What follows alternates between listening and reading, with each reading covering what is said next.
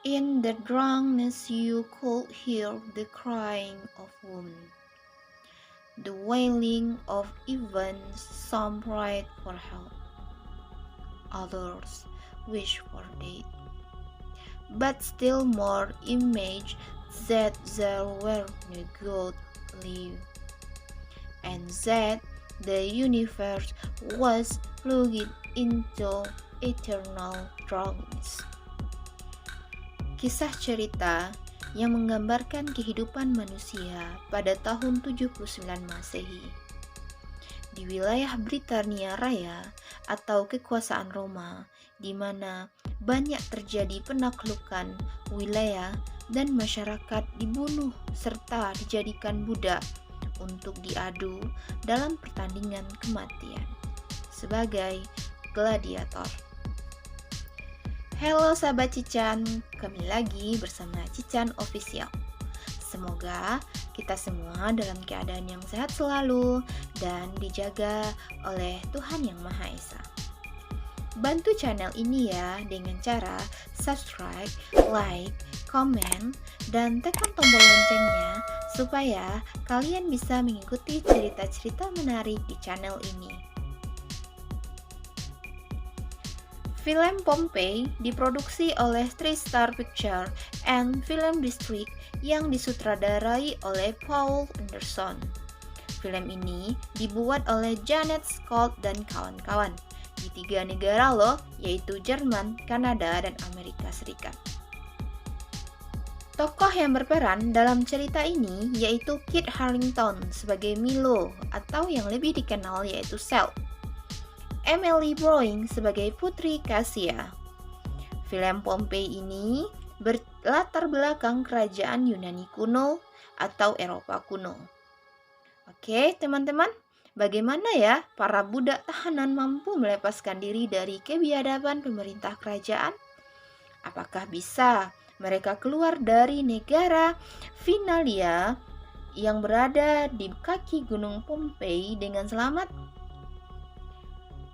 Yuk sama-sama kita simak alur cerita film Pompeii di Cican Official. Selamat menikmati.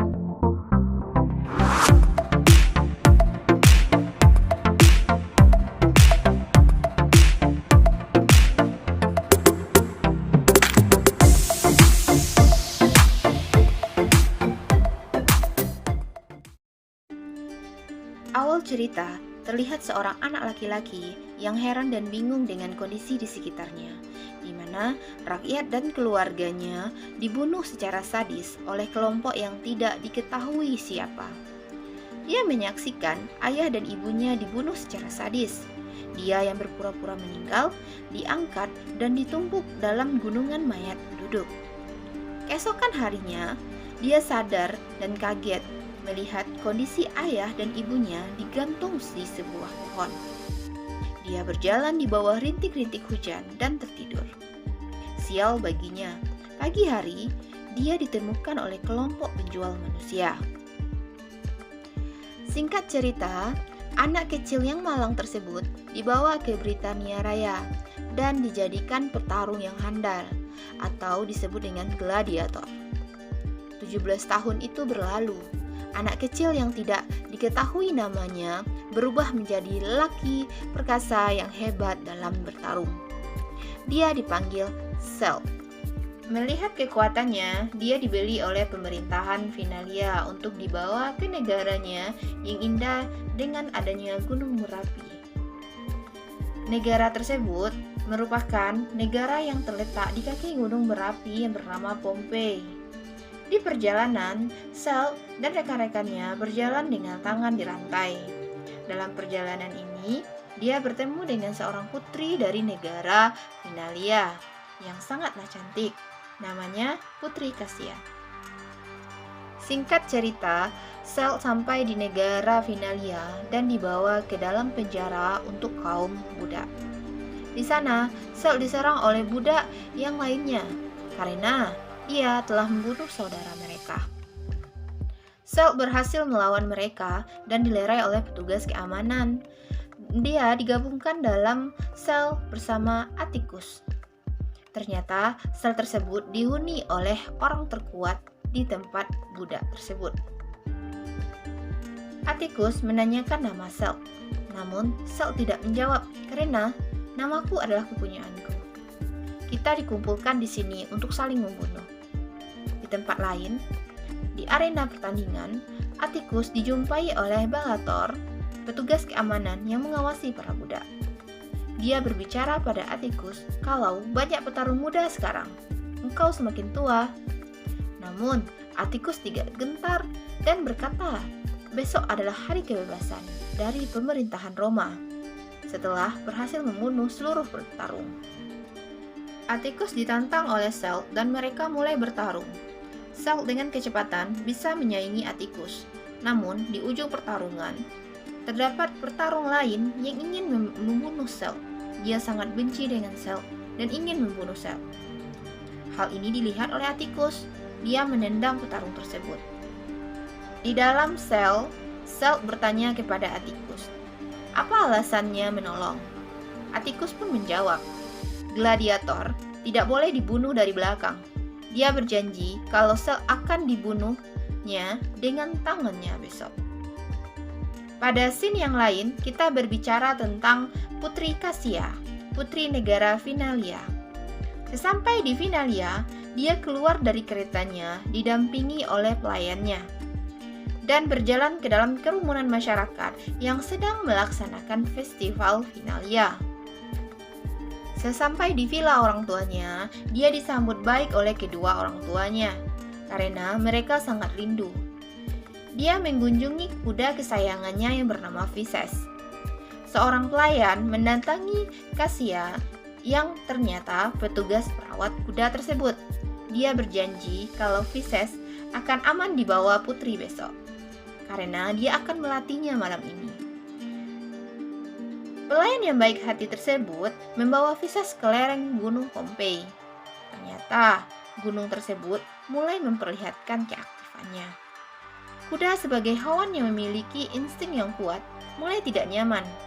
Dia menjatuhkan pelayan tersebut dari punggungnya dan segera menjauh. Pelayan tersebut mati karena terbenam oleh tanah dan air. Pagi harinya, orang tua Cassia menemui senator dari Roma yang bernama Quintus Atticus Corvus. Ternyata senator Corvus berencana memberikan investasi ke Finalia untuk pembangunan sarana dan prasarana. Ibu Cassia berbicara kalau ayahnya mengundang senator ke rumah. Cassia mempertanyakan, karena Roma sekarang sudah berubah di bawah kekuasaan Titus dan ayah mengetahui hal itu. Namun, Finalia membutuhkan investor untuk pembangunan.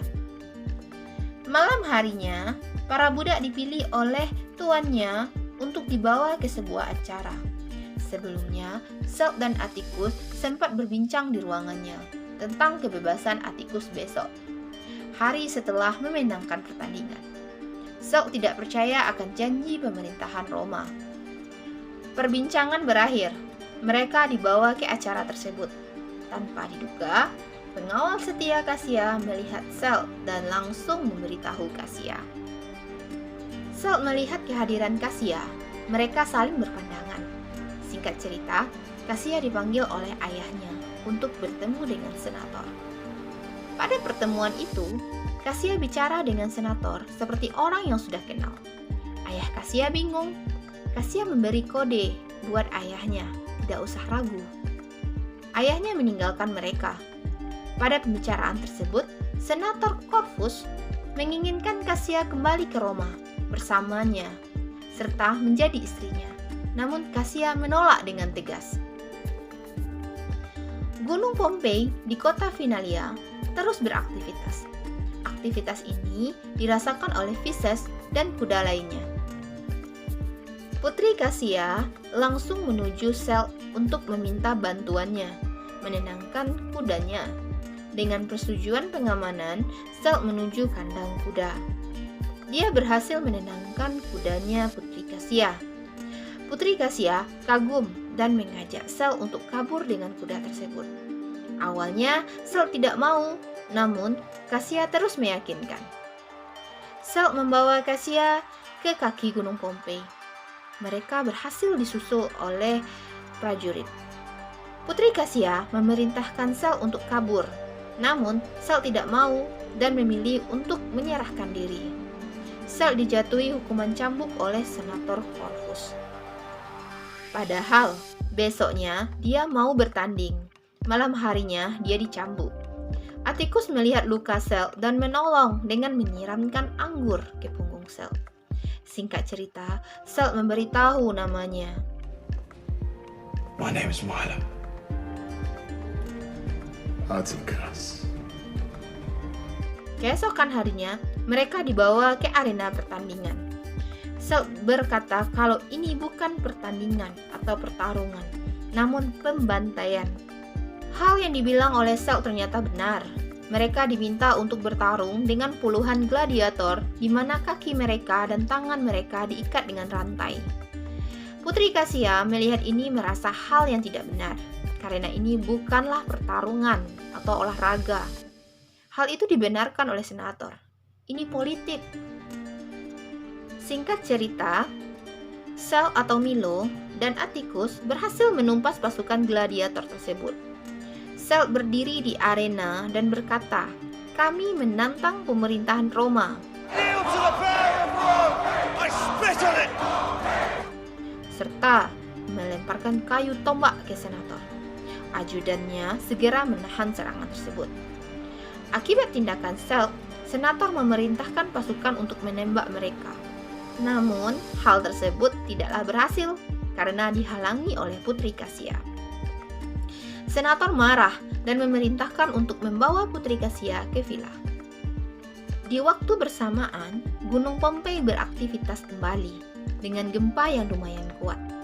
Senator menenangkan rakyat Finalia dan berkata, "Gunung Merapi berbicara. Gunung Merapi memutuskan bahwa pemenang Pompei berhak melawan langsung pasukan Roma."